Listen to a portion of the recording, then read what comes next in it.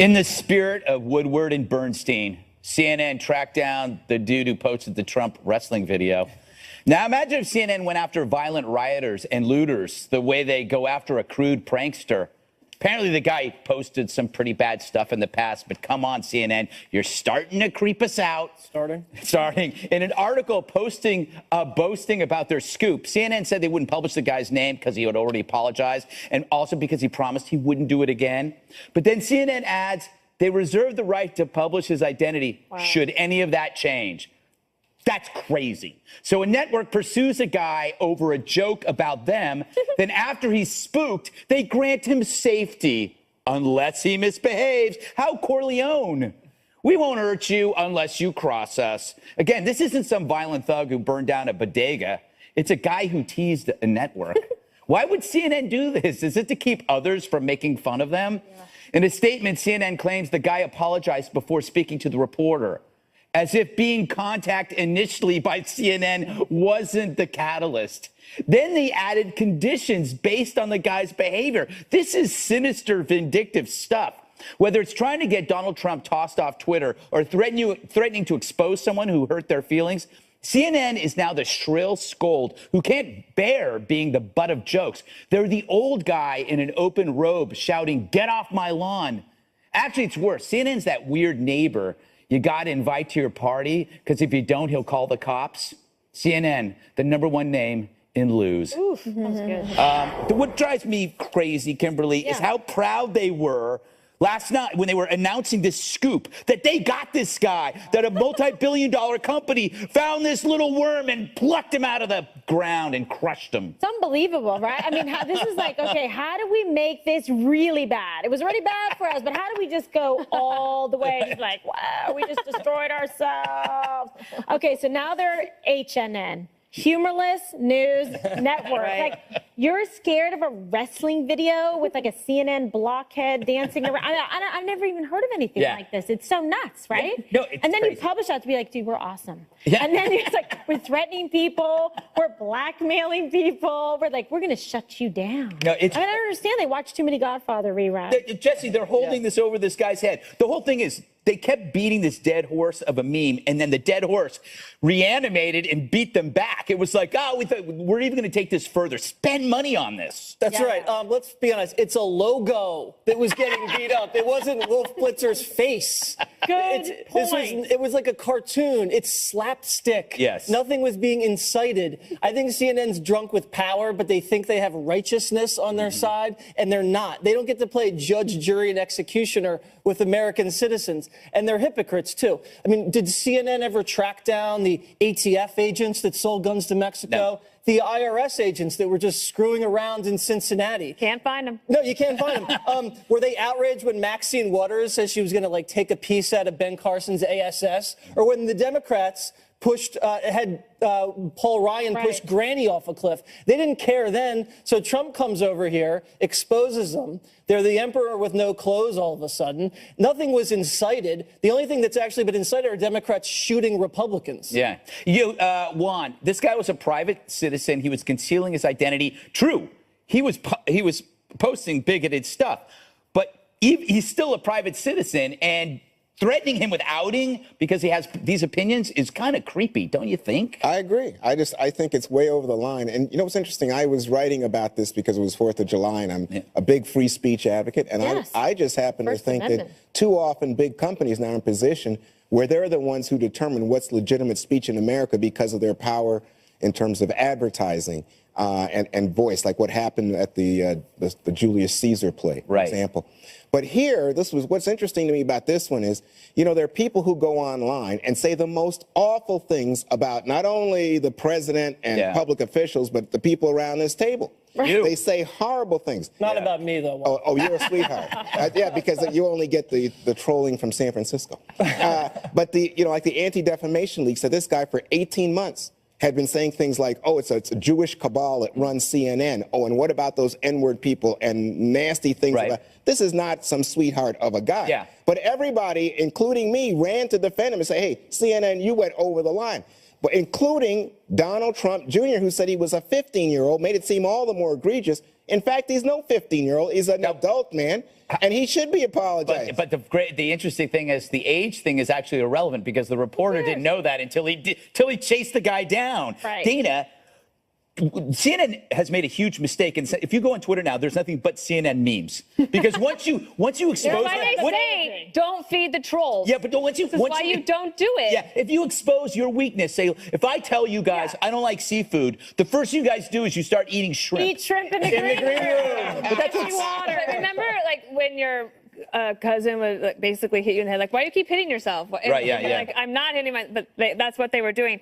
If they would have just said, well played, Mr. President, how's your health care bill going? Yeah. Right? Like, that would have been fine, and like that could have dealt with that news cycle. But the thing that amazes me about this is that the punishing of the artist, no matter who they are. So I was saying in the green room that, remember the Benghazi video maker? Mm-hmm. So the Obama administration, the government in that case, tracks down this guy who made a video, which was his right to do, and they put him in jail for based on some sort of like whatever the parole violation. No, it wasn't even probation. Probation violation. You don't go to jail. And he was in jail forever. Yeah. He was, and that was basically instead of blaming terror, blame a video. Instead of just taking your lump with this, you go after to find some kid. And it doesn't even matter who does the meme. The meme has a life of its own. That's what happens in the internet. You don't know where it comes from. And you don't think Trump is going to now retweet a bunch of these He's probably got a bunch in the hopper right now ready to go. Did you see the Breitbart one with the Andrew Breitbart? Was unbelievable. But I'm curious. You guys don't see anything wrong with Trump posting this video, this juvenile video? Come on, Jon Stewart made fun of Republicans for years, and CNN just kissed his butt. And then all of a sudden, Trump mocks CNN and they're outraged. Come on. The president of the United States puts out, it's just to me seemed like he was sticking it to CNN. It's modern day presidential one. Hang on. Sticking it to American media. You've had...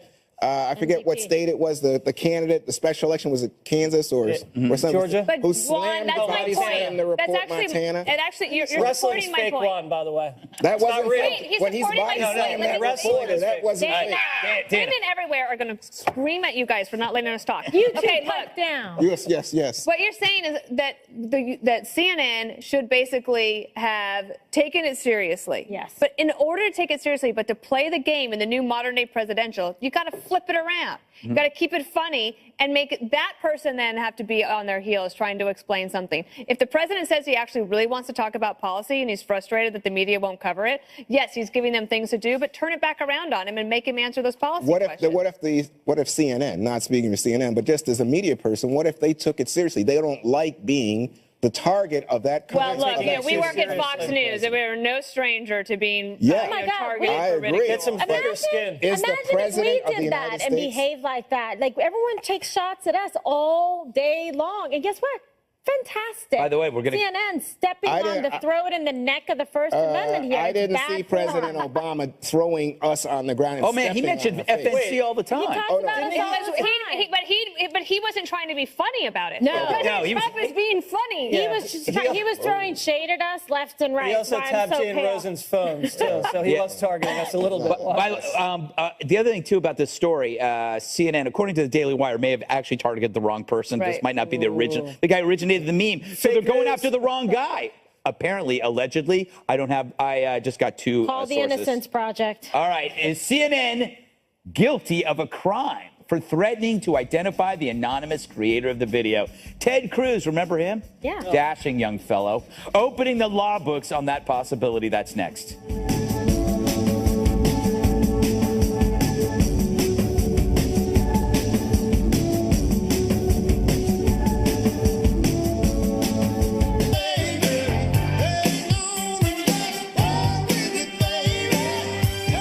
Back now to CNN's apparent threat to expose the identity of the person who posted that now famous Trump body slamming video. According to Senator Ted Cruz, who's a constitutional lawyer, the cable news network may have committed a crime. The senator cited laws in both Georgia and New York, implying CNN could be in big trouble. So, KG, could CNN be in trouble here? Well, this is just a legal smorgasbord, if I may say, because you've got possibilities here of Georgia, where they're headquartered, but they also have headquarters here in New York in terms of a big base, right over there by Time Warner Center. So you can say that perhaps they violated the laws of, extortion and blackmail by saying, if you don't do, then we're going to expose you, which would subject the person to personal liability, potentially physical harm for themselves and their family, which is very serious. So that's why they really drew the ire and wrath of the left and the right and everybody and people who champion free speech and the First Amendment, like Juan had pointed out. But there's also, in particular, something very interesting under federal law, 18 U.S.C. 241, and it's called conspiracy against rights. This statute makes it a crime for two or more persons to agree together to threaten or intimidate a person in their free exercise of their constitutional rights. And in this case, it would be the First Amendment. I think this one would be, more compelling. Now, do I think this is ultimately going to go to court or something like that, or someone's going to bring charges? Doubtful. There may be complaints filed, that type of thing. People are already trying to do that with the FCC as it relates to CNN for willfully proffering false information and stories that they knew to be false because of some of the tapes and the undercover reports. So there's a lot of things kind of in the mix. You have to separate what's, partisan and ideological and what is purely on a legal, legitimate, or constitutional basis. But this definitely is an open question. It's just a matter of how far people are willing to take it. And again, like I said, there's three options. You've got state law, New York, Georgia, or federal law. Right. So if they do threaten to expose this guy's identity or his address, because that's going to come next, you'll have people descending on this guy's house and making phone calls and harassing him. That's dangerous. Yeah. Well, you know what? The other danger that CNN should think about is that they're justifying the same actions against themselves. You can know, like the press has for the longest time been claiming an exemption.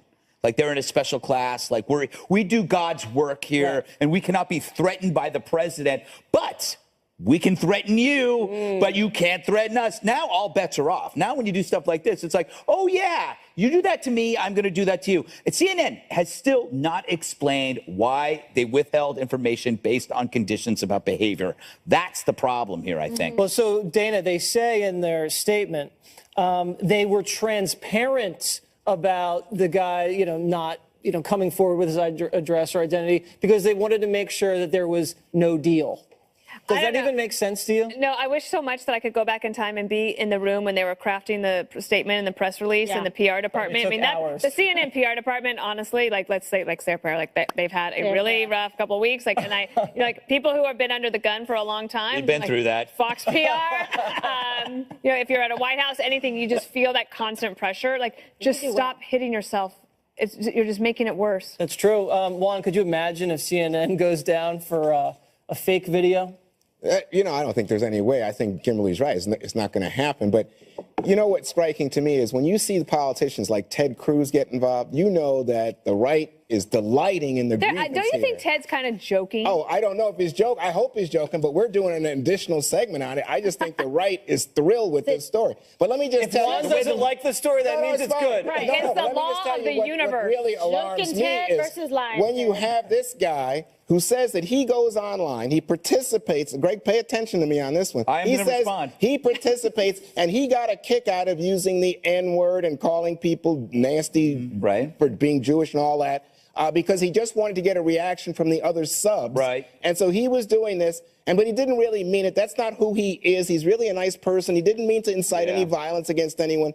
But this is bad behavior, and it goes online all the time. But Juan, it doesn't matter. Are mad at CNN. Why aren't you mad and talking about this jerk? Juan, it doesn't matter because the meme exists independently. Nobody owns that reputation because if Trump retweets that meme, he has no idea any about this stuff. And by the way, they might be wrong on who the person is, so the whole story falls apart. The fact is, and you say Ted Cruz is going after delighting in CNN's problems. No, we've had that same problem. The left loves it when Fox News is in trouble. Sure, believe me. But I'm just saying this is an eye for an eye. This is a fool's errand. CNN every Sunday should crap on us. We should defend free speech. An eye for an eye, Juan. Let's not talk violence. Okay. Coming up, from terrorist to multi-millionaire. Why is former Gitmo detainee a confessed killer of one of our troops getting a massive payout and apology from Canada?